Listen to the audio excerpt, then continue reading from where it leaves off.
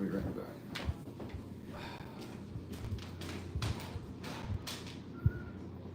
What's going on, people? Instagram live on my left, YouTube live in front of me.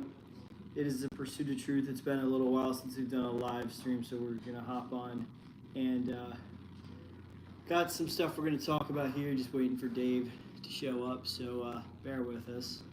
All right.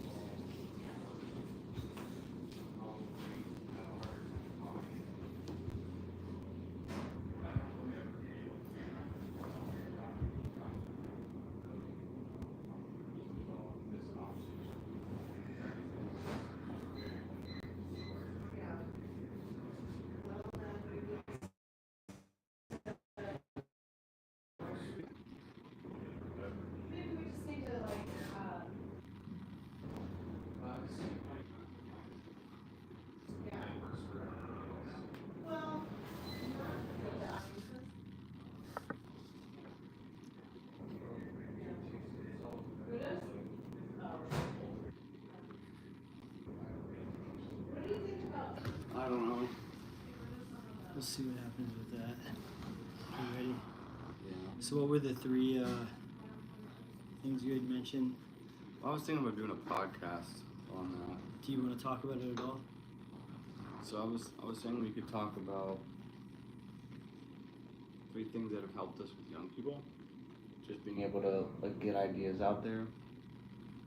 I don't know how you, like what's the best way to do it, but I just want to be able to encourage other people and kind of share what's helped us, what we've seen is effective. Because I think that today's version of church is not as effective as it could be, and there's research. What do you mean by that? There's research that shows that to be true with the younger generation. When it comes to Gen Z and millennials, the way that churches operate isn't as effective as it could be.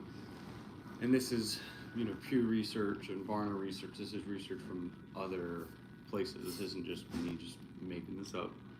So are you talking more philosophically? I think that I'm just saying more, not necessarily like what's being said, but how it's being said.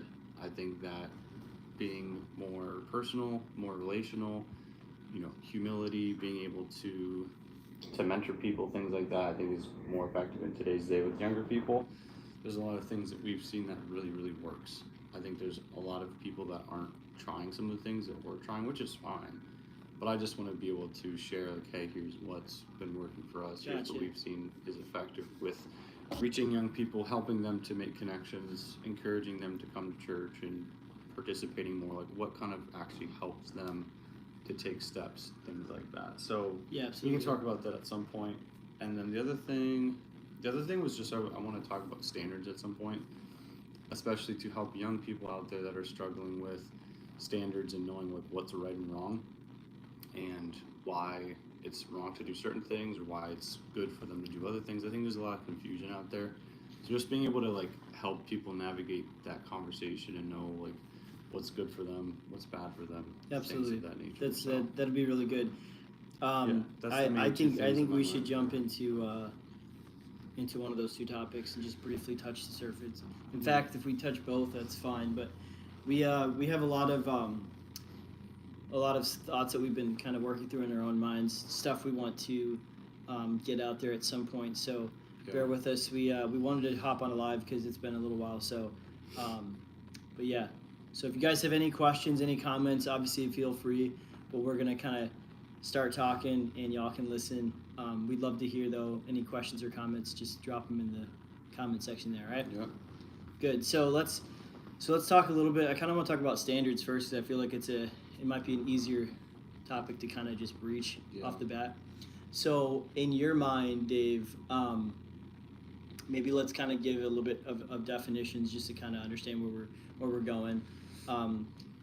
How do you how do you view standards in your life, and what do you think the value of having a standard is? And kind of go just briefly into like a definition of what you would refer to as like a standard versus maybe other ideas of what standards could be. Other people have maybe.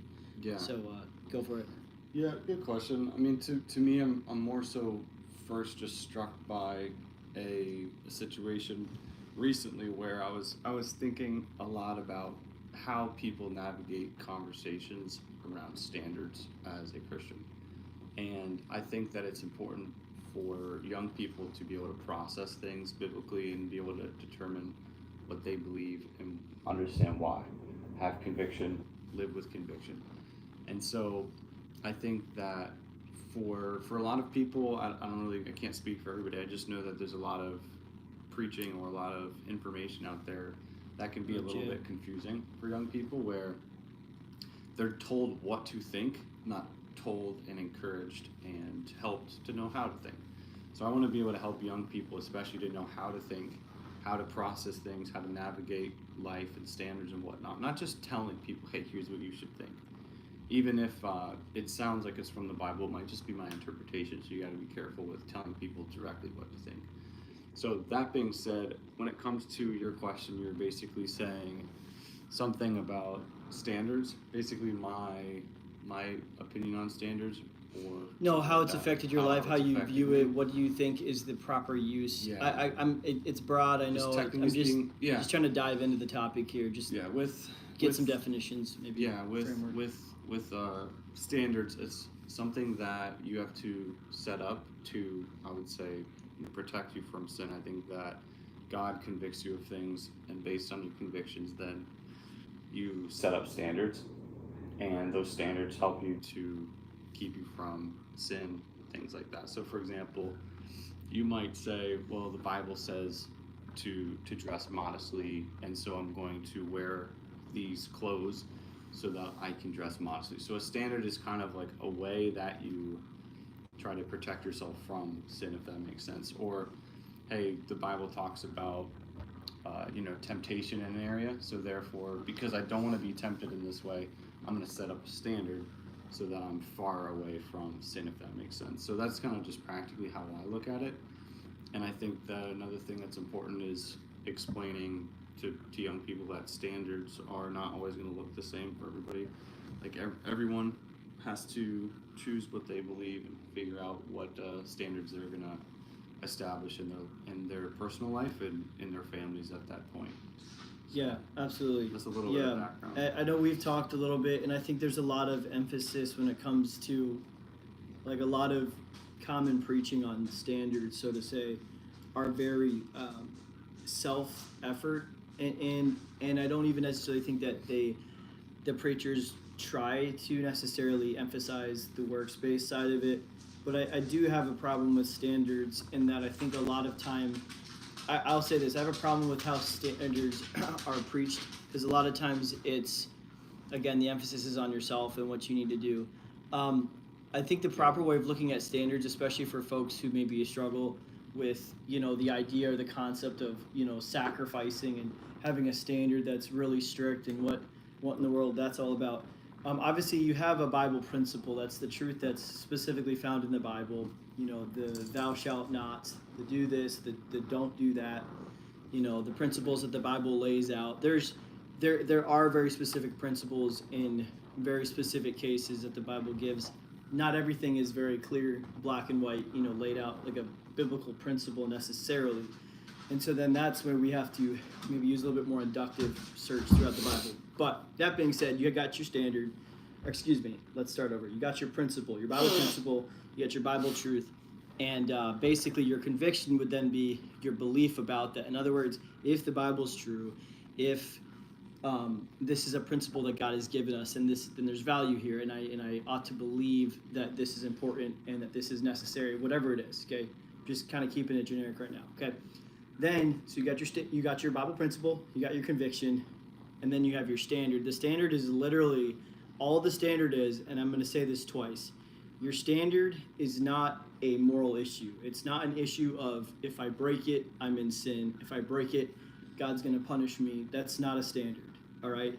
So again, a standard is literally it's essentially the guardrail. Okay, what's up, Caleb? It's essentially the guardrail that keeps you from falling into sin. Okay, so standards have nothing to do with, you know, if you break it, it's sin. If you don't, God loves you. Okay, and essentially gaining favor with God. Right. Standards are only there for your benefit. In other words, more so. it's between your relationship with God, and that's it. You and God. Okay. There's many folks out there, and I'm gonna say this because I think this is important. There's many folks out there that preach on standards, and the takeaway is essentially that the standard is at the same level as biblical truth. In other words, if I break the standard, somehow it's gonna, be sin, or I'm gonna be punished or whatever. And so essentially what you're doing is you lower the Bible principle and you raise the standard. And so I don't believe that's accurate. I don't believe that that's right. I think that takes away a little bit from Scripture. But your standard is essentially the application of the biblical principle, how you're going to apply it and stay in line, and not essentially cross that boundary line where you're going to find yourself essentially more susceptible to sinning. Okay, so it's complicated in a certain sense because people have just by definition they've kind of butchered what a standard is. Okay, but we kind of have to rethink that, and I think that if we do that, that'll help. So in my perspective, the reason why you would have standards is because you're going to want to keep yourself, it comes down to your relationship with God. You want to keep yourself as close to God as possible. And you realize that, hey, obviously sin separates me from my relationship with God. It causes a breach in my relationship, okay? I'm not calling standards sin, like I've already said, but I'm saying that the standard is what keeps me from getting to that point where I suffer in my relationship with God because I fall into sin. So standards are, that's it. It's between you and God. It may look, like Dave said, it may look totally different than somebody else, and that's totally fine because you have a unique relationship with God. And I'm telling you, you need to be careful and not let your heart deceive you, because the heart is deceitful and desperately wicked. Who can know it, as Jeremiah talks about. But that being said, you need to be honest before God and say, okay, God, this is where I'm weak, this is where I'm strong, maybe. But the weakness, that's what you need to focus on and say, okay, God, how do I help myself from falling into this sin? Where do I put the standard so that I'm not being tempted and drawn away?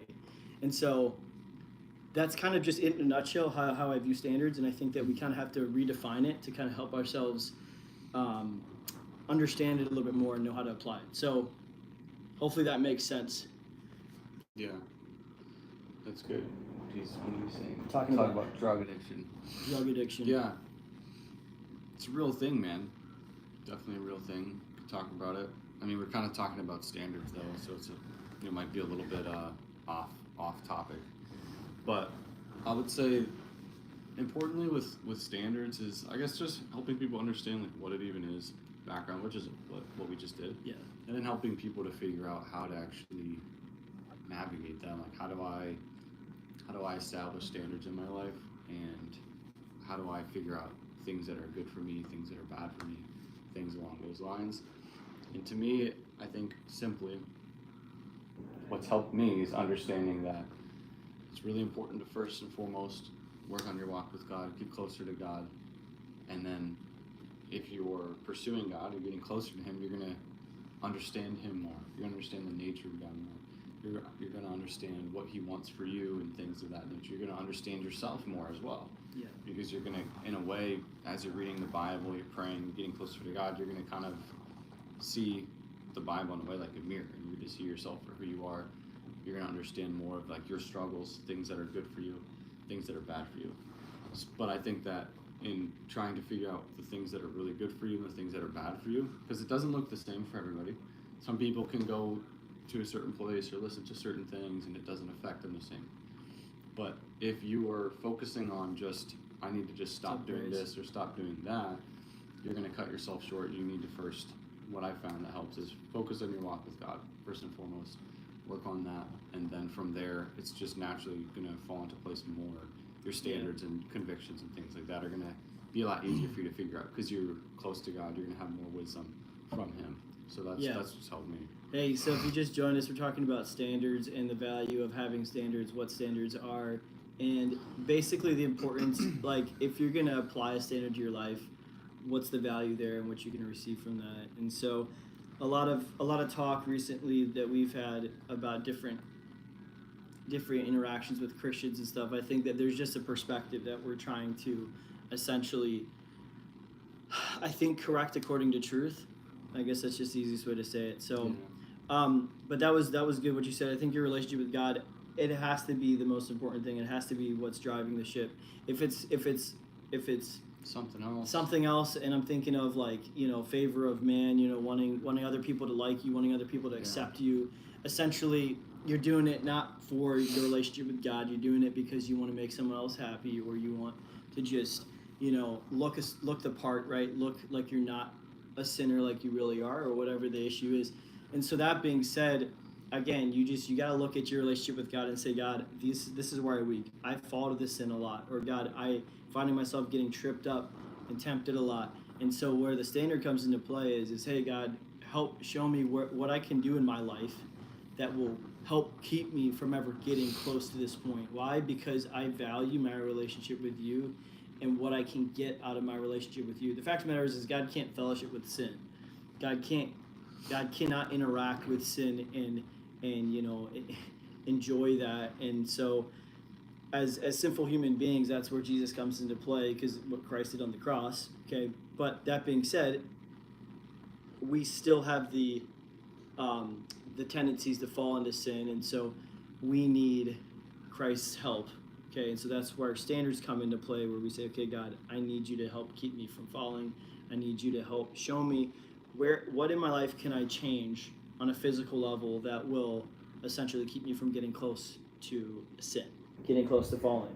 And so a lot of people, you see them with very strict standards, and my hope and my prayer is that they find themselves, those standards are there to protect them and keep their relationship with God being as good as it can be, okay, and not just something that they're doing to put on for other people and kind of out of arrogance or pride, and to feel good about themselves. And so you as an individual, I think we all should value and understand the importance of standards, and that we should implement them into our life. But I think that we have to do it the right way. Otherwise, I don't think the effect is what we're actually going for. So hopefully this makes sense. But if you have any thoughts or comments about standards, or maybe you say, hey, like, standards are overrated, maybe you had a bad experience, and listen, I understand folks can have bad experience with stuff, but that's why we're doing this. We want to talk it through and kind of just understand and get to the bottom of it. So hopefully that makes sense. Yeah, that's good. I would say too, I think there's a lot of focus, at least when it comes to preaching or teaching, admonishment, whatnot, where it's all don't do this, don't do that. It's a lot of focus on what not to do instead of what to do. And I think that if young people are being told, here's a bunch of stuff that you shouldn't do, and you shouldn't do it just because you shouldn't do it, there's not really a lot of substance to it. It's just like, we all know that this is wrong. We all know that that's wrong. And it's not clear why that is. And it just sounds like somebody's opinion is going to be shallow. They're not going to have conviction with that. They're not going to take that and be able to really even understand it, let alone pass it on to someone else and encourage them realistically in that way. And then it can be a distraction. It has been to me at times, where you're told all of these things that you shouldn't do, and you're not told as much clearly what to do. And so you're like, this is confusing. Like, I'm struggling with this. Like, I'm just told to not do all these things. I don't really understand why. And then, like, I want to love God more. I want to do things for Him. I want to be used, but I don't know how. And I think that that's how I was at some point, in my life, like when I was younger. And so I think that that's why being able to learn the last couple years to just get closer to God, understand His will for me, being able to figure out what things are good for me and bad for me, and being able to have a lot of clarity on that because of my walk with God, and because I understand what God wants me to do. I understand more of His will for me, His mission for me. Because I have more clarity in all these things, I have an easier time noticing like, hey, this thing is keeping me from serving God more, or this thing is bad for me, or being able to discern like, hey, this is good for me, this is a good thing, I need to do this more. So I think for me it's been a lot of it's been a big factor when it comes to having more clarity and more guidance in what I should be doing, what I shouldn't be doing. So I would just say focus on that, focus on your walk with God, and really lock in. There's a lot of different ways you can do that. You can spend more time in His Word. You can pray. You can be an encouragement to other believers. You can be a witness. You can pay attention. Things like that have really helped me. Those are all things that I did consistently to love God more and get closer to Him. So I would encourage you to do those things for at least like a month or two, or even just a couple weeks though. Just at least give it a try. Do your best with that. Be honest with yourself. And then the next step would be try to live life at the same time as doing all those other things I mentioned. Working on your walk with God at the same time. Work on figuring out what things are good for me, what things are bad for me, and do that consistently for a couple weeks. And I think you're going to have a lot more clarity on what standards you need to set up in your life, what standards aren't necessary. It just would be really locking in on your walk with God, and then after like a month or so, I think you'll have a lot more clarity as to what to do. Yeah, and I think again,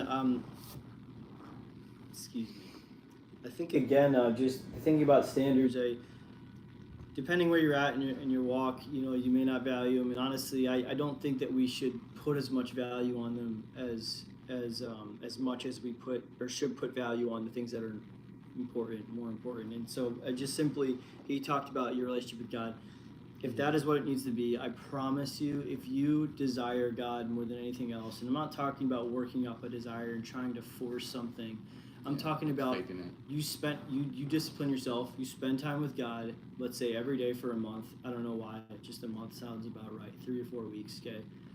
You get to a point where now you have a little bit of a habit there, and now you actually start relying on that, and you actually start saying, hey, actually this is kind of changed. The last 30 days were actually pretty awesome, and I actually saw some things happen. And so then you start investing in that time with God, but then you start desiring that, and you want more of Him, and you want to spend more time with Him. And when you get to that point, you realize, okay, if I'm going to go further with God, at a certain point, I have to make a decision, because He starts touching on your heart and says, hey, I don't know about that. Hey, I don't know about this. And you have to make a choice at that moment. Do I want more of God or do I want less of God? And so you make a choice, you make a decision, and you say, okay, yes, God, I'm going to do what you ask. Or you say, no, God, I don't care. I'm going to do my own thing. And so when standards come into play is essentially when you find yourself, and we talked about, obviously it's not a moral thing. In other words, if you fail a standard, okay, if you have a standard set up, okay, and you break that standard, it's not like that's sin, because that's not found anywhere in the Bible. Let's just be honest with ourselves. Let's stop kidding ourselves. You break a standard, that's not a sin. What it is, though, is it's very treacherous waters now that you're walking through, because you could be tempted to sin. And so that's where that comes into play. But you say, what's the big deal about sin? Well, that's what I mentioned earlier. Our sin is what is going to separate us from a relationship with God. And so the whole thing is how close to God do you want to be? Because I believe you can be as close to God as you want to be. I believe that you can pursue, a relationship with God that is like none other in the history of existence. And I think God can do incredible things in and through us if we're connected to Him in that kind of deep relationship. And so that being said, it's important, and I think we should see the aspect of its importance. But at the same time, it's not as important as making sure that we are doing what we're supposed to be doing, which is kind of what he's talking about. Instead of focusing so much on, hey, let's not do this, hey, let's not do that, that's fine. But I promise you, if you pursue what you should be doing, and you're actively doing that, and you're disciplining yourself, and you're actually doing it, not just trying to do it, but you're actually doing it, you're going to find yourself drawn more and more towards that, because you're going to see the benefits and the blessings from it, and you're going to find yourself not actually desiring so much of this other stuff that is much, much less meaningful. Okay, so that being said, I believe that the proper approach, and what I've seen in my life, okay, this is personal testimony, is when I pursue what I need to be pursuing, I find the rest of the temptations and all that kind of other stuff just fades away. I kind of start slowly losing my desire for that. and that's not something I could do. Let's just be honest, in and of my own self with my flesh. I can't program myself to not want what I want. I don't think any of us can. So that being said, we pursue the right thing, get our eyes set and the focus on the right thing. And I promise you, God won't just show you what needs to happen and where you need to, put standards in your life. But you're going to actually desire the right things, which is going to help you not desire the wrong things. So any other thoughts on this, Dave? And guys, again, if you have any comments or any thoughts, you can drop that in. Just part of the discussion. Be much appreciated. Yeah, I mean, I think that's important for people to realize is when it comes to your walk with God and standards, if you're close to God, you're pursuing Him like you should be, you're naturally going to want the things that He wants, at least more frequently and to a greater extent, right? So it's not going to be fake. It's not going to be something that's as hard because you want what God wants and you actually know what God wants. And so that's helped me. There's a lot of things that I have more clarity on. There's a lot of things I'm doing differently, or there's more of a, for example, like more of a desire to be a witness and things like that. It's not fake. It's just natural. It's a natural effect of being closer to God, wanting to serve Him more, loving Him more, understanding who He is more, things like that. So that's been a big game changer for me. Absolutely, yeah. It's like the difference between pursuing, purpose, which would be finding meaning and taking certain action steps in your life, and actually doing what we need to be doing, versus finding some kind of fulfillment in not doing something. Which I don't know about you, but I don't know when that's ever really been fulfilling to a certain extent. If this makes any sense. In other words, we were meant to pursue. We were designed to pursue and to follow and to chase and to essentially see things happen and to take action. That's how we're designed, to be chasing after goals and stuff. And so when you're not chasing after, when you're just playing defense, I don't think it's as fulfilling. Let's just be honest. But that being said, I think that you kill two birds with one stone. In other words, you can pursue God, have a great relationship with Him, and then at the same time you can desire what you should be desiring and stop desiring what your flesh wants. And at that point you say, okay, well, that's the whole point. So as opposed to trying to force something. But it's important for people to realize, this has helped me, that the pursuit is the goal, the pursuit of God, being more like Christ, things like that. Meaning and purpose found in relationship with God, and all of the amazing things that He wants you to do in your lifetime, like all those things, like that's more of the goal. And I think that you shouldn't just have standards for the sake of having a standard. You should be able to look at your standards and convictions and things and say, I'm doing this, I'm setting up this standard, so this can help me to become more effective for God. Mm-hmm. So I'm going to say no to this so I can better pursue this. You know what I mean? Mm-hmm. And so this is bad for me, I'm not going to do this. This is good for me, I'm going to do this. And if I really want to do good things for God, I want to be used by God more, I have to stop doing these things. You know what I mean? But it's out of a motive and a desire to please God, and it's because of a love for God that you're going to say no to these things. Absolutely. And pursue the right things. Yeah, absolutely. And I think that it's going to look different for everybody, but I think that that's vitally important. But too often, unfortunately, I have seen people that will say, this is wrong. We all know that this is wrong. This is wrong. This is bad. Don't do this. Don't do that. And it's like not a whole lot of information or reasons why. It's just, don't do this just for the sake of not doing it. Mm-hmm. There's no other explanation. It's just like, oh, this music is bad. Like, we all know that this is bad. Or going here, doing that. Like, we all know this is bad. And it's like, not everyone that's hearing those things is gonna believe the same, and it's not like they're gonna understand that. Sure. So I think it's important, especially as leaders, people working with youth, to help them understand, if we take a position, that we explain our position, why we do what we do, or why we don't do what we don't do, and being able to help them understand when it comes to standards and convictions and these sort of things, it's choosing to not do certain things so that you can do other things more effectively. Yeah, for sure. That's got to be the way you do it. For if sure. You want to look at it, I think, the best way. That's really helped me tremendously. So yeah, I mean, you could use a very simple human illustration, and essentially you know, a bodybuilder is going to make certain life choices. He's going to discipline himself. He's not going to eat certain foods. He's going to eat certain foods. He's going to be very routined and structured in the way that he lives. And that's all because he's pursuing a very specific result, a very specific goal in his, you know, to see in his life. And that being said, it's very similar with standards. It's not like, dude, if the guy cheats, it's like, whatever. Like, you know, maybe it happens, okay? But the fact of the matter is the standard that you're going to put in your life, referring now to spirituality, the standard that you're going to put in your life is going to help keep you on that path to achieve your goal, which is essentially being closer to God, being, you know, feeling His presence more, feeling His power, or experiencing His power more, being used, right? That's what you're essentially pursuing. And so you can break the standard, that's fine, but now you're really kind of in treacherous waters. In other words, you could be a bodybuilder and eat a bunch of cheat meals, but now guess what? Your back's up against the wall, and now you got to really grind.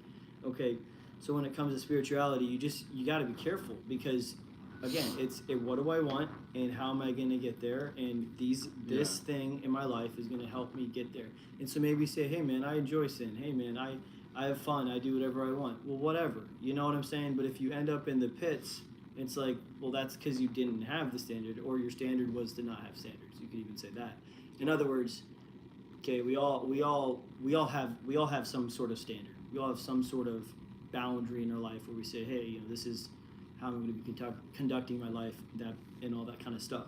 So just understand there's a value there, there's an importance there, but also I'll say this real quick, and then with what you said about the person who was essentially stating like, hey, we all know this is right. Well, the fact of the matter is if you're hearing that, if people are saying that, if you're saying that, first of all, it's a very ignorant statement. It's just not very effective. Ignorant statement, nor is it effective.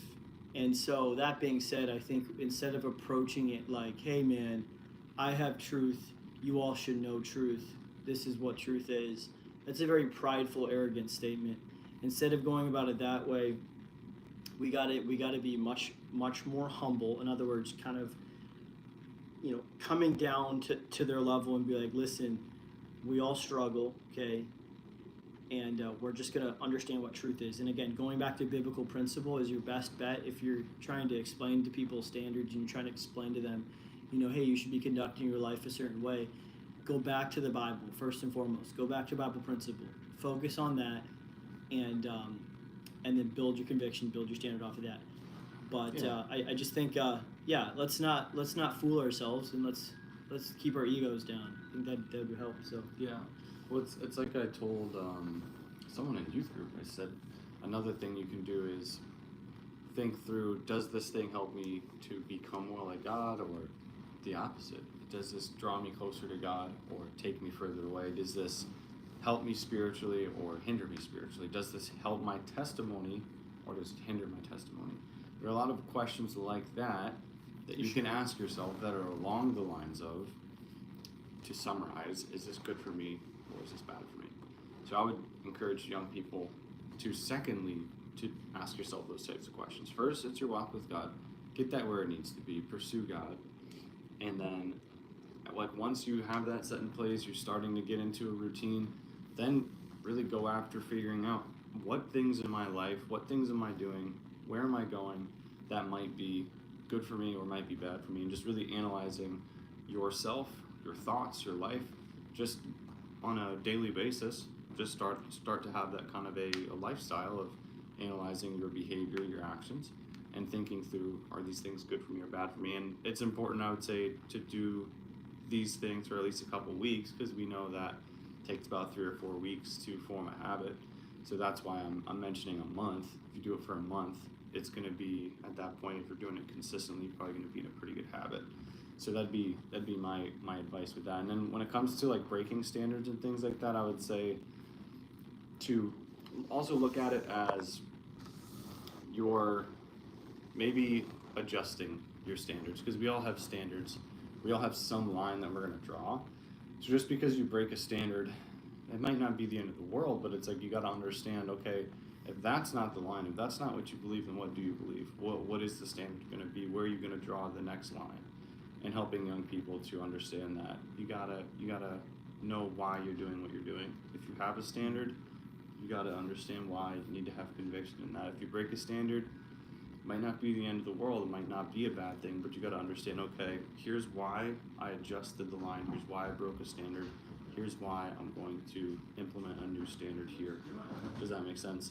That's how I would look at it, because I know I've done that in my life. And it's just important to understand why you're making adjustments. Yeah. So that you're not just doing things and acting in a way without any thought to it, because that's pointless. You want to live intentionally. So Absolutely, yeah, be absolutely. intentional. I think it's kind of one of the main takeaways from this is live intentionally, and standards will make sense. Just don't be confused by a lot of the jargon that's being tossed around and the definitions or the statements that aren't really being defined very clearly. Just understand, hey, keep the main thing, and you're gonna find how the minors, essentially, when you major on the majors, the minors find themselves there as well. So, so yeah, hopefully that makes sense. Just talking about standards here and kind of the value of standards. So, yeah. Anything else? Yeah, I mean, I'll say this too: you can't pursue God and sin at the same time. Absolutely. Yeah. So if you're pursuing God, like we've talked about this whole time, you're pursuing a close walk with Him, then naturally it would make sense that it'll be easier for you to discern and have clarity on what's good for you and bad for you. You know what I mean? What's up, Caleb? Good to hear from you, man. What's up? How's it going? We are doing good. Hope you're doing good as well. Glad that you hopped on. If you have any questions or comments about standards, you can comment below. We're just wrapping up a conversation, mostly just on standards, I think. Yeah. It's been good just trying to encourage people to focus on your walk with God first and foremost. Make sure that that's where it needs to be. And then from there, being able to determine things that are good for you and bad for you, and trying to understand, the mind of God and what, like where you struggle, what are your struggles, and where are you tempted more easily, and then being able to set up standards to keep you from sin, help you to, almost like a guardrail, to help you from falling into sin, if that makes sense. So just a couple quick thoughts for you in summary. But yeah, let us know if you have any questions on that. These can be, challenging discussions. It can be challenging to talk through it and to try to help people in this area, but we're trying to do what we can. Cool. Anything else, Steve? I mean, no, I don't want to keep repeating what we've already talked about, but yeah, that makes sense. Cool. Well, we'll talk about this at some point. What's the opinion on movies? Just movies in general, or like entertainment, TV, like kind of broad spectrum, or are you talking about like the theater, or like going to the theater, like specifically, or what would you say specifically when it comes to movies? Obviously, like I think just like with anything else. Okay, sure, yeah, sure. So this is where, first of all, I'm going to kind of reiterate a little bit what we've said. So the question here is asking on the opinion on movies, but specifically like the theater, going to the theater. So I'll go back to kind of what we mentioned earlier, and that is your primary objective needs to be your relationship with God. And you say, well, what exactly do you mean by that? I mean, how close do you want to be to God? How much of God do you want in your life? Right? How much of His presence, how much of His power, how much of His love, His joy, His peace, all of that, right? How much of that do you want? Well, I don't know. I want as much as possible. And so when you're pursuing that, as you pursue that, you start craving more of that. You start desiring more of that because you start receiving the blessing and the benefits that come from all that. As you do that, you begin to see that things that I find, let's just say entertainment, we'll keep it broad for right now. Let's say certain kinds of entertainment, that actually starts fading.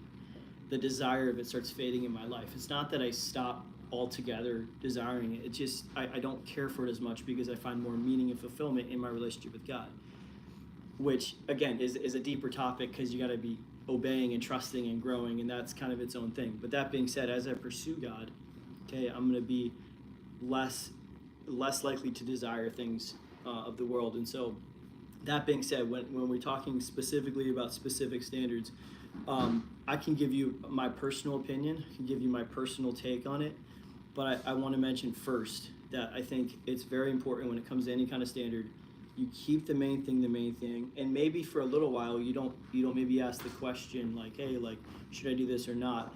Maybe you just say, God, I'm just going to focus on doing what I need to be doing and not what I shouldn't be doing right now, because I don't know where I need to be. I don't really understand what it's like. Then that being said, as you start growing, you're going to say, okay, hey, God, if I want more of you, if I want to level up, I need to let go of this. I can't let this be what I'm defined by. I can't partake in this. And so that's how that works, just so you're aware. I know that you kind of just jumped on recently, and we've kind of already talked about this, but any quick thoughts on that real quick before we get deeper? I'll say one thing practically just on that, but first, I would say just when navigating any question like that, like, hey, is this right? Is this wrong? I'd say for at least 3 or 4 weeks, because that's how long I feel like it takes to really create a habit. You can kind of look into habits, how long it takes. But I would say focus on your walk with God, getting closer to Him, read your Bible, pray every day, have a set time a day that you're going to spend time with God, pursue Him more, be a witness, try to understand what God has for you when it comes to His will for you, different things He wants you to do, standards. Hey, God, pray about this, pray about theaters. God, like, is this good for me? Are these movies bad for me? And then do that for a month, and I think after that you're going to have more clarity on, is that something that's bad for you? Is that something that is going to cause you to sin or struggle in some way? And it might not look the same for everybody. That's why I'm encouraging people to just do this yourself. Just really understand what God has for you specifically. And I'll say this secondly, like, there's no physical location that is sinful. Like, a building isn't sinful. Going to like a spot on a map, like, that's not the sin. The sin isn't going to the theater or going to a physical location. Like, the beach isn't a sin. Like, the beach isn't the sin. It's how certain things happening in that location, how the environment affects you, how it affects your soul, how it affects your mind, right? Absolutely. So it's like, for example, someone going to the beach and lusting, focusing, putting their attention on other women. Just going to the beach isn't the sin. It's that the environment, you let the environment cause you to stumble, and you chose to lust, right? Nothing wrong with the beach. The beach isn't sinful. I would say with movie theaters, I would say the movie theater itself is not sinful. There's nothing wrong with the movie theater specifically. It's a building. It's bricks and glass. It's just a building. But it's what happens in the movie theater. What kind of movies are you watching? What are you being entertained by? Things like that. That's what you really have to figure out, is more so it's not the building, it's more the environment. What's the environment like? What kind of movies am I watching? And that's more what I would think is, what kind of movies should you not be watching? What kind of movies would God have you to not watch because maybe they're a struggle for you spiritually? And just kind of analyze your life. Like, hey, are these movies taking me closer to God, or are they taking me further away from God? Is this activity, is this place, is this thing drawing me closer to God or further away? And just really be honest with yourself and pursue God, and start asking yourself these kind of questions.